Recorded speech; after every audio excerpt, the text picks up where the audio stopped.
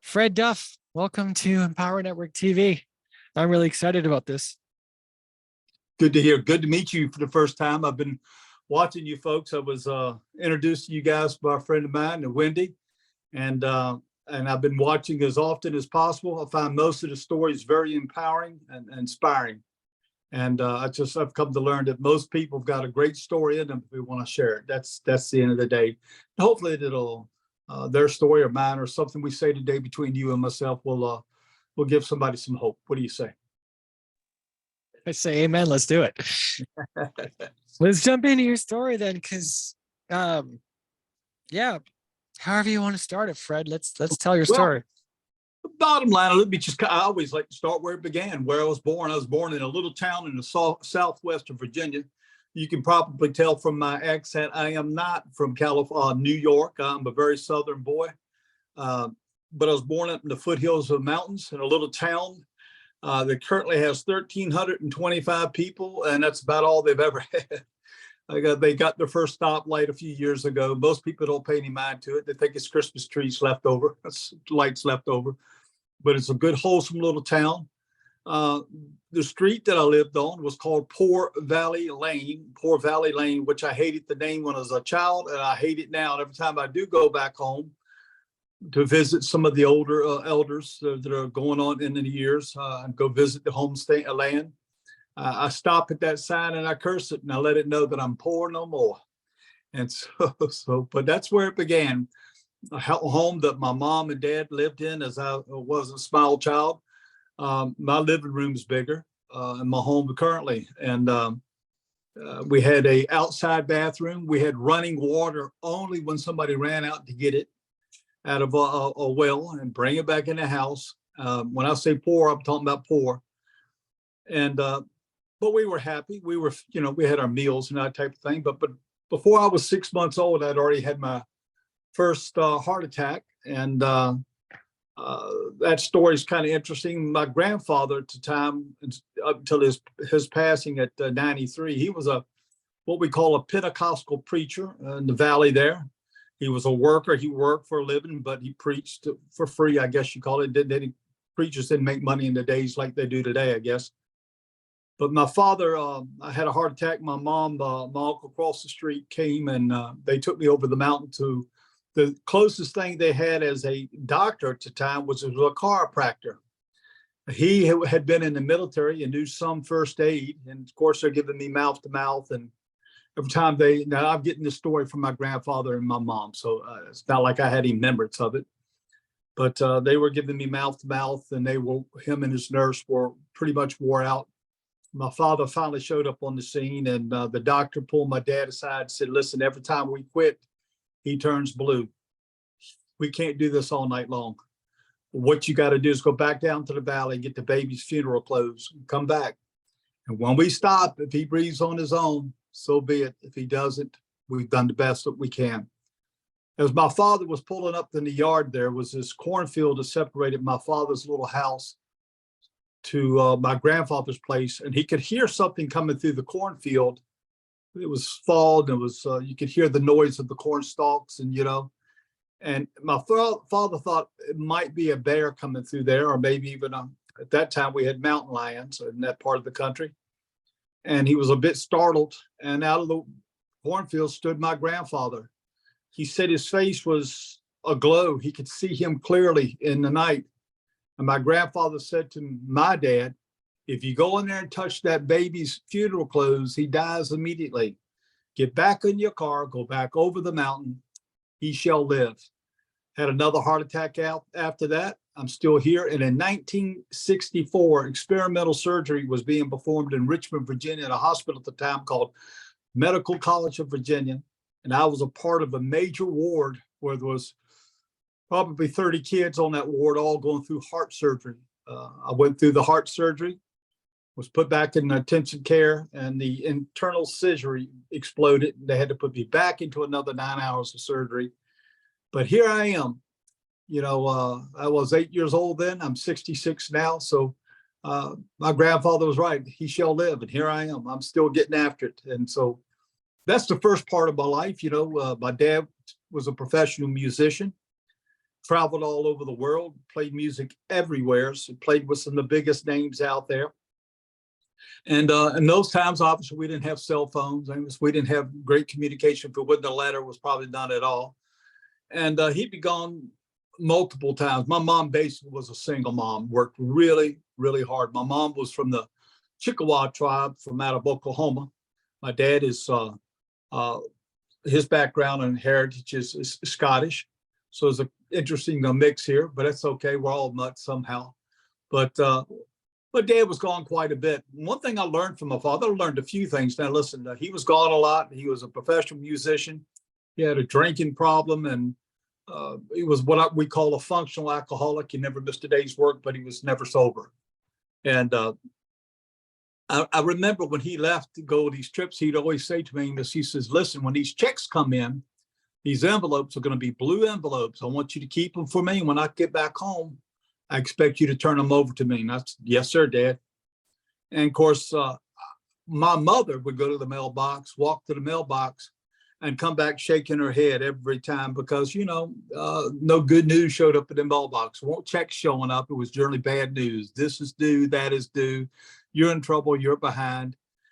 She was doing the best she could. She was a waitress. My mom did not have a higher education of anything at all, but I got to tell you, I've never met anybody who to this day, I think have outworked my mother. She would get up at 4 a.m. to be there to the restaurant to make sure she got the breakfast shift.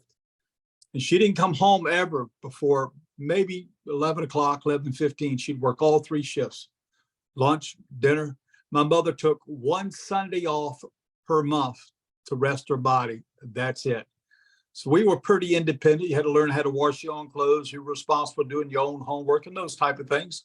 No, none of that was bad. Back to my dad, though, but I can remember my mother going to the mailbox daily, coming back very disappointed looking, always. So when my father came back home after, I think, about a 7-month tour, he was gone. He was in Asian countries at that time. When he come back, we celebrated and hugged and did all those type of things that you do. Then he asked me for the envelopes, and I said, I've got them right here in this shoebox. And I said, Dad, are you in trouble like Mom? Because that's the only reference I had to mail. It wasn't good. And he said, why would you ask that? And I told him. And he said, do you remember going to the record studio with me and watching us cut the 45s? This is old school, and albums. I said, yes, sir. He says, how many times did once we recorded it and hit, a master print, did we have to do it again? I said, no. He said, every time they play my song on the radio, every time they use it in a motion picture, every time it's played in an elevator, every time we go on stage, I get paid. That's called a royalty check. That means I did something once and I get paid a lifetime on. For whatever reason, Amos, that thing stuck to me. I said, I got to figure out how to get that kind of money. How do you do something one time and get paid for it? That really resonated with me. Moving on a little further, I was in the 7th grade and I came home one afternoon, and I think my mother, well, I know she did. She had all she could handle, and she packed it up. She left, and me and my 2 sisters became street kids, and we made it. Now, let me be very clear. You couldn't pull that stunt that we pulled back those days. I knew, they knew, that if we told anybody that there was a great chance it would separate us 3, and we may not ever get back together. So we became what we called then, and there was a TV show called, of course, books on it too, but called The Three Musketeers. My 2 sisters and I, when we sent an email or a text message to one another, we generally ended with this: all for one and one for all. We've lived that creed as a family as long as I can remember. We're tight as we can be. We never fuss and argue. If we do, we're quick to say, I'm sorry, forgive me. We move on with it, but all for one and one for all. That's been our creed. And I took that philosophy as well into business, and it helped me tremendously. But, when she was gone, you got to remember back in those days to foreclose on your home or remove you. When the sheriff served the warrants those days, you had to be there to sign the warrant. Today, they could just throw it on the front porch and walk off. So it took a long time for them to evict us out of there, or my mother technically. In the process, there was a guy up the street building an addition to a church. His name was Bill Ryder. I'll never forget Mr. Ryder. He was a blessing in disguise. And I knew I had to make some money. Now, we made sure my little sister went to school every day because we knew for 65 cents a day that she could get a meal. My job was to go collect pop bottles or whatever I had to do to make sure that got fulfilled, that she would have a meal. And that's kind of how we made it. But anyway, I kept pestering this man for a job. And he said, "You're too young. He would say, I can't hire a punk like you." But I wouldn't give up. Every afternoon I'd get out of school, I'd go over there and start harassing him and act like I was doing something, picking up bricks. And then I would tell him, "You got to pay me." And finally, I think he kind of figured something out. I'm not sure if he understood exactly what was going on. But one day he said to me, he said, "Listen, school's getting ready to start back up this summer now." And he did hire me. He said, when you go back to school, if you'll go to trade school and graduate, I'll hire you as an apprentice. So I went home and told my sister what the deal was. I wanted to do that because of the way of making money that keep me from having to sell drugs on the street and all those type of things.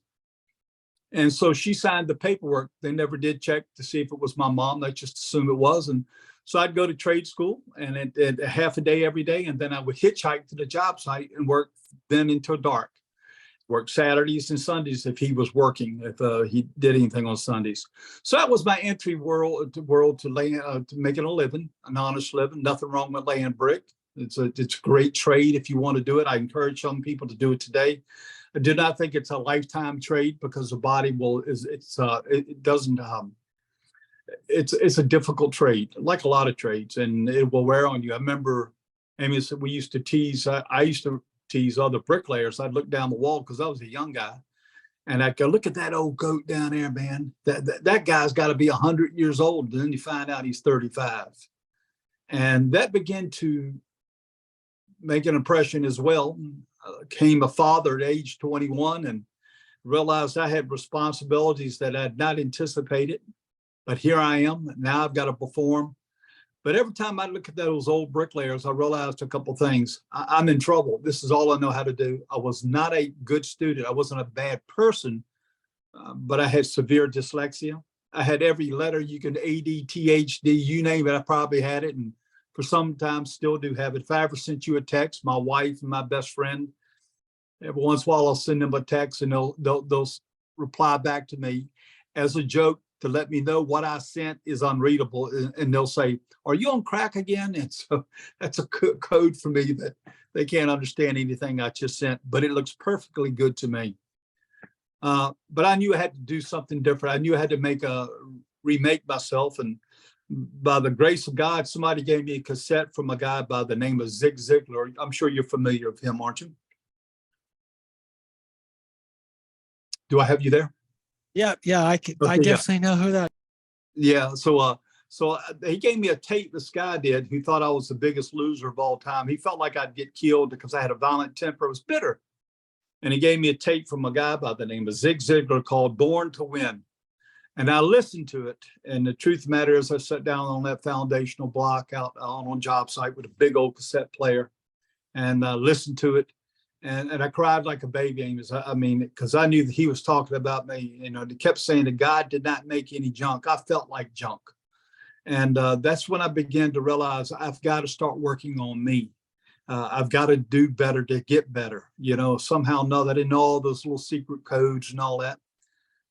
So I was pumping gasoline at night for extra money. This is during the Jimmy Carter era. I'm not picking at President Carter. He's a good man, best I can tell. But the economy was in deep trouble. So I had to work at nights because there was no construction work to speak of. A day here, 2 days there. And here's what I learned. Babies don't care whether you're working or not. They still want diapers and still want food. So I was doing all of that I could to make that happen. And I went to the library to ask if they had any books or other cassettes, because we didn't have the internet at the time by any means. They'd never heard of this guy named Zig Ziglar, and there was nothing there. So I came up with this bright idea that every time somebody put this is back when there was no such thing as self-serve, you pump the gas. We did as a attendant. You pump their gas, wash the windshields, check their oil and their tires if they wanted it, and you sent them down the road. And every car that showed up, Amos, I didn't understand how powerful it was then, but I do now as an adult, big time. But I asked everybody, have you ever heard of a guy by the name of Zig Ziglar? And almost everybody said, everyone, no. And once in a while someone said, well, I think I have. Well, do you know how I can get any of his cassettes? No, no, no, no. One night, this car pulled in. The steering wheel was on the wrong side, as far as I was on the left side versus on the right side versus the left side. It was a Mercedes Benz. The first time I ever seen one. It was colored gold. I was just at awe with that thing. And this guy pulled up, asked for some directions, and I sat at that, and he had a British accent. I asked him, I said, by the way, do you know anybody by the name of Zig Ziglar, a guy who does recordings? And he says, matter of fact, I do. And I said, how do you get his cassettes? How do you get his material? I know that can't be the only thing he's ever done. And he says, what time do you close? I said, 10 o'clock.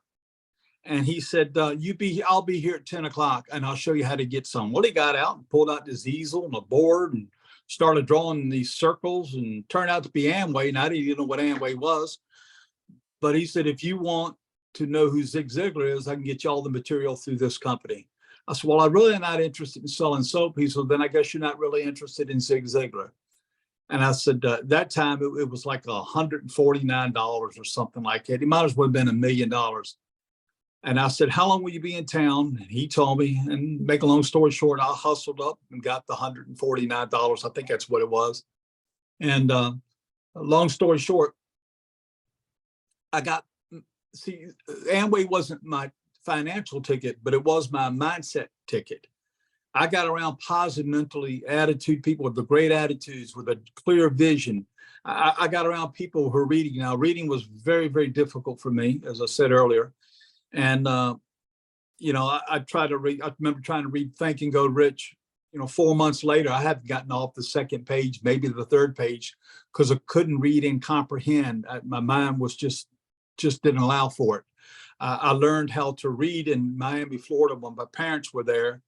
And that school system there taught what we call memorization. You see the word, memorize it, and that's it. Well, if you're memorizing the words, letters exchanged and moved all around in your head, then you can't memorize properly.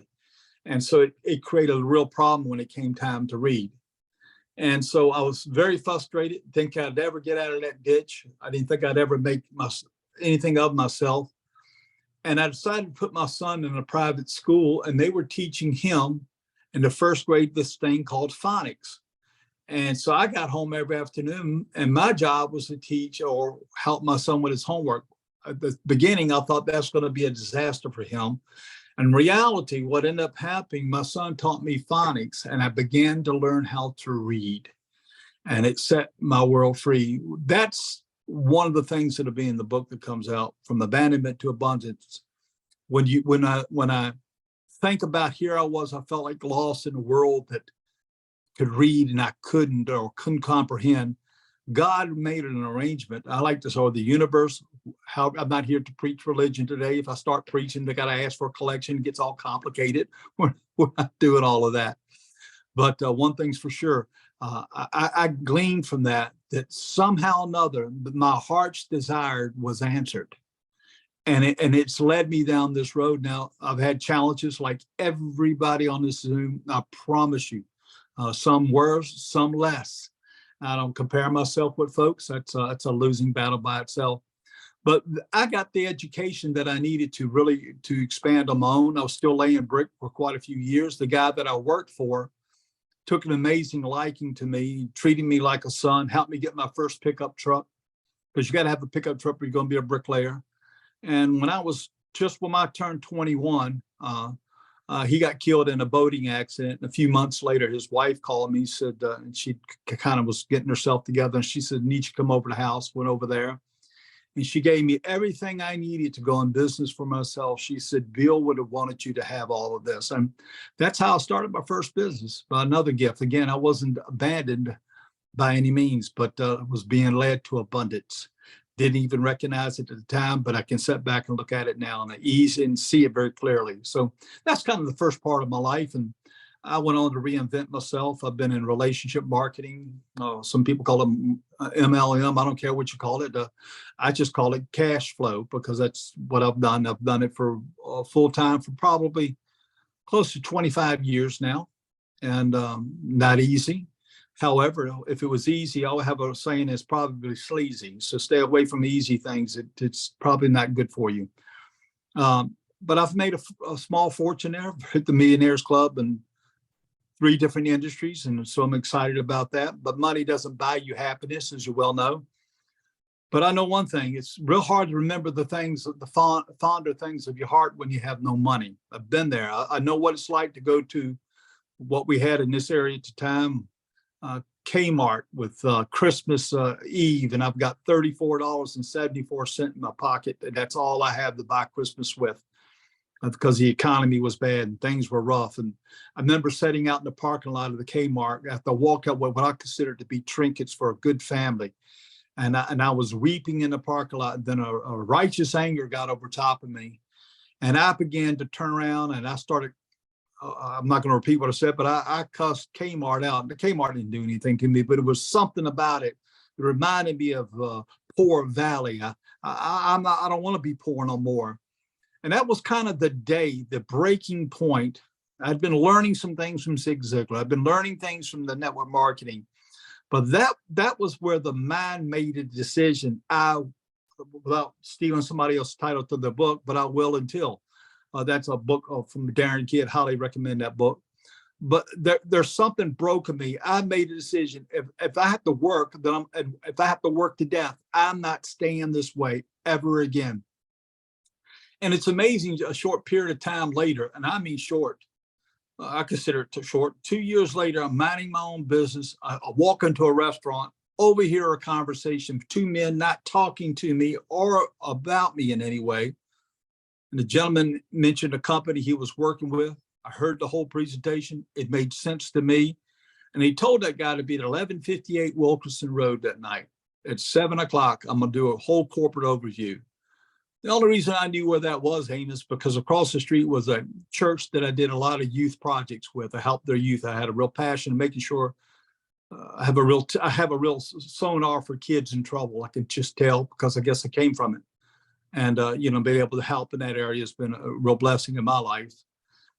But I knew where that was. I showed up at the office at 7 o'clock at night. That guy that was talking in the restaurant to the other guy didn't show up, but I did. And 7 months later, I was making 6 figures. It was more money than I'd made in 5 years combined as a full-time master mason. And so that was the beginning. And as they say, it just got better, or I like to say gooder and gooder. Not that it's a great English, but I can say that now because I got a little money. So back to you, sir. What a story.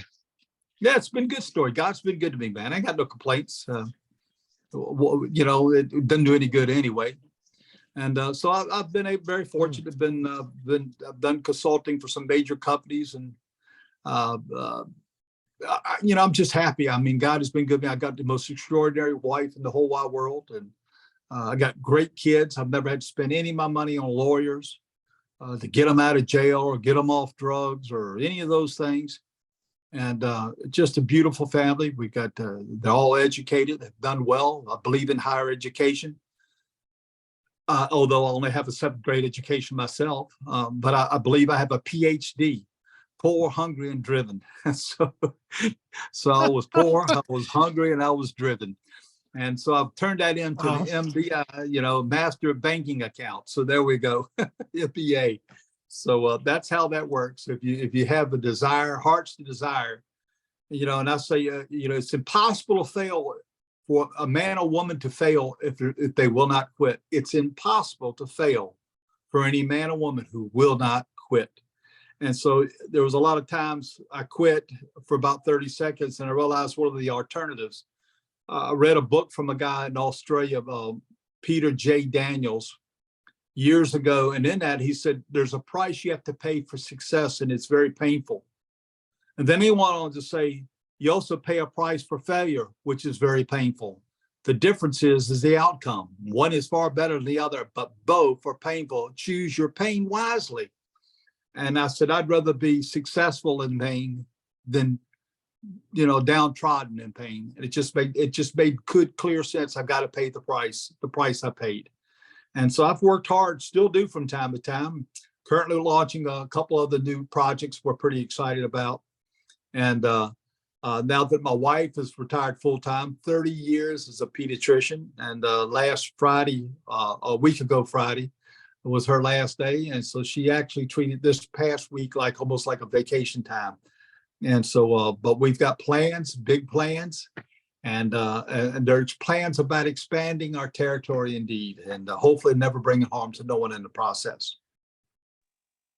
My favorite part of what you said is, I noticed there's a theme. Whenever people say God or the universe has been good to me, there's not one person I've ever met that says that also didn't do a ton of work and a ton of mindset growth and a ton of personal responsibility.